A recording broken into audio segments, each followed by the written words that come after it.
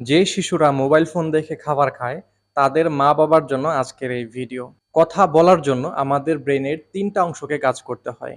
প্রথম অংশ কথা শোনে, দ্বিতীয় অংশ কথা বোঝে এবং তৃতীয় অংশ কথা বলার কাজ করে। এই ৩টি অংশের মধ্যে সংযোগ বা সিন্যাপস তৈরি হয় শিশুর বয়স ৩ থেকে ৫ বছর বয়সের মধ্যে।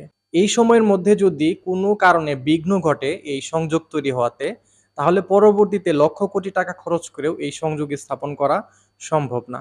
আপনি যখন শিশুকে শান্ত রাখার জন্য মোবাইল বা টিভিতে ব্যস্ত রাখেন, তখন তার ব্রেইনের এই সিনাস বা সংযোগ তৈরি বন্ধ থাকে। যার ফলে সে আর কথা বলতে শিখতে পারে না। অনেক সময় দেখা যায় তার একই বয়সের অন্যান্য শিশুরা অনেক বেশি কথা বলে, কিন্তু সে কথা শুনে বোঝে কিন্তু কথা বলে না। এই সমস্যা থেকে বের হওয়ার জন্য আমার পরামর্শ থাকবে, শিশু জন্মের পর থেকে অন্তত ৫ বছর বয়স পর্যন্ত তাকে কোনো প্রকার মোবাইল ফোনের সাথে পরিচয় করাবেন না।